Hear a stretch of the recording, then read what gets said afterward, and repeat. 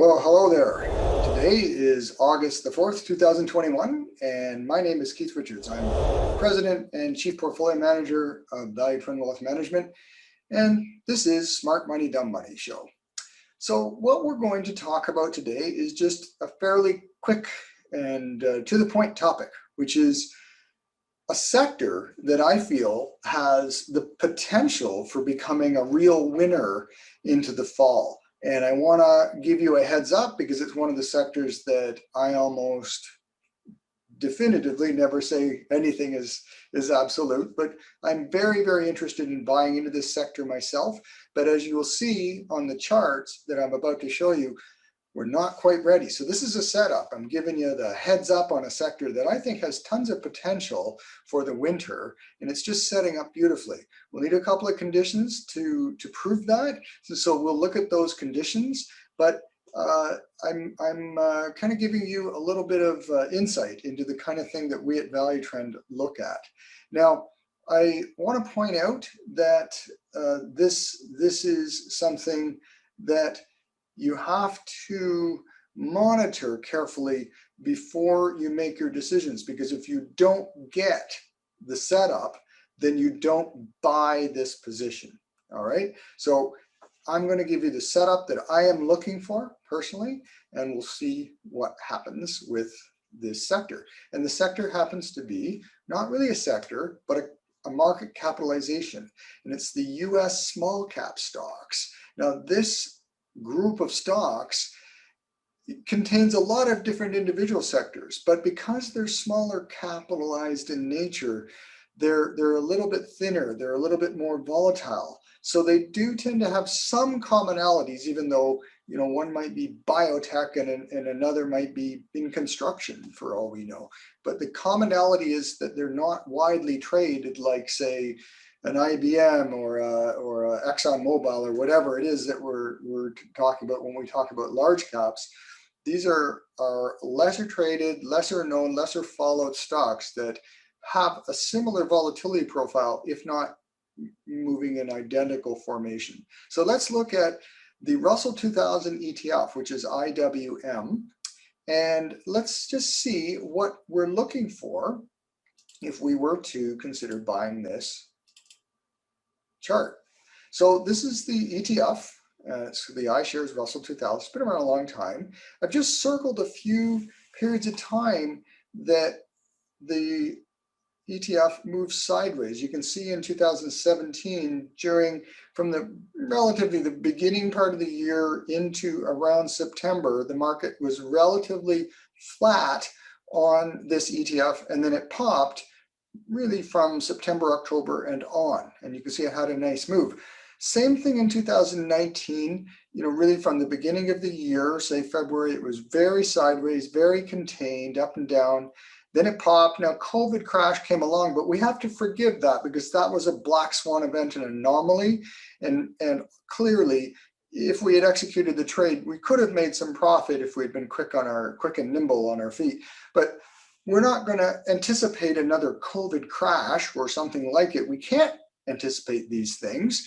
Look at the terrorist act of 2001. You couldn't anticipate these things happening. So we have to invest assuming that the patterns that we're looking at will play out the way they usually do. So in fact, the IWM chart did break out quite nicely back in 2019. And it wasn't until early 2020 when the COVID crash happened that the pattern failed. So we have exactly the same setup. I mean, what a consistent pattern on a sector, or let's say capitalization list on an ETF.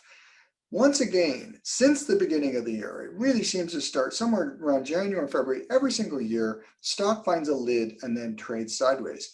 But then it'll break out. So here's the two things from a technical perspective that we as investors should be looking at if we wish to trade the small cap ETF IWM or one similar to it.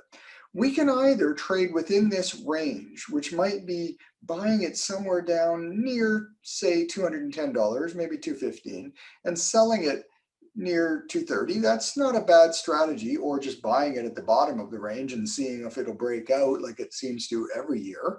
or we wait for the actual breakout to be confirmed. So that's the safer way of trading it, because there's always the potential that you get some sideways movement and then a breakdown occurs. And that could very well happen, because this time we did see a massive move on this ETF leading into the year 2021.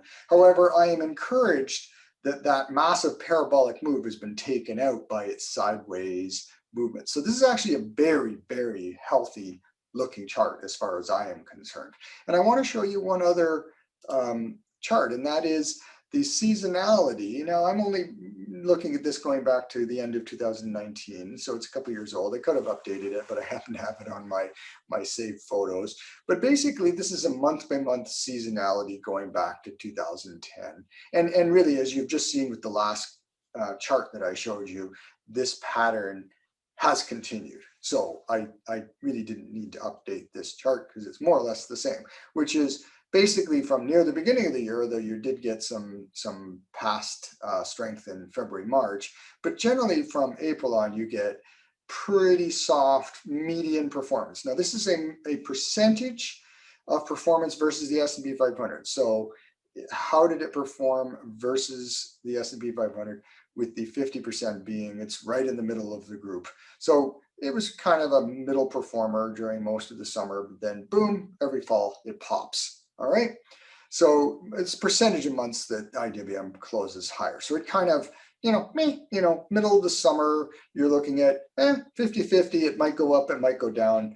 It tends to be a fairly benign group or ETF to own. But look what happens when you go into the fall. Once again, you can see, like in the month of November, 90% of that 10 years worth of data, you saw an upswing on IWM. So my thoughts are, given the look of the IBM chart itself with that perfect rectangular setup that it's done before, and a seasonal factor that has been pretty darn accurate as far as seasonality goes. Seasonality doesn't work all the time, but this has worked, at least for the past few years.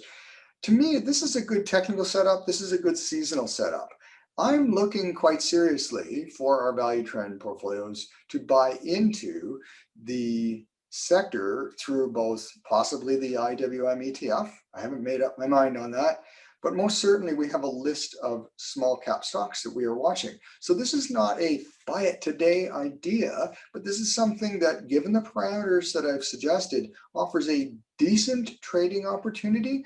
And again, the thing about this kind of trading opportunity is, with the rectangular looking pattern, all you have to do is understand that if it breaks out of the rectangle to the downside, out of that rectangle that it's currently stuck in, if it breaks out of that to the downside, that's when you get out. So it's a mental stop loss. Anybody that reads my work knows I don't believe in physical stop losses, because the traders will take advantage of you and whip you out, and then the stock will go right back up. But you can put in your brain that if support is at 200 and whatever dollars, I forget what we said, and support, wherever support is, you put a mental stop that if it moves, say, $5 below there, and it stays there for at least a few days, you get out, and that's your loss. So it's a way of controlling your downside, having a discipline, and yet possibly realizing all the potential that this sector, if you want to call it that, has displayed in previous years. I think it's an exciting opportunity that may actually break out this year. We'll see, but it's setting up perfectly. And I think it's something that you ought to keep on your radar. I know I am.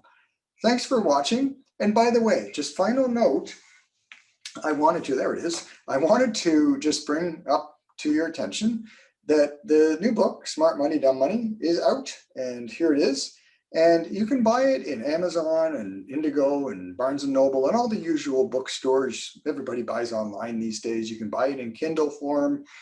So the one thing you'll never see is an audiobook with my type of work, because if you go through it, it's filled with charts, as you might imagine.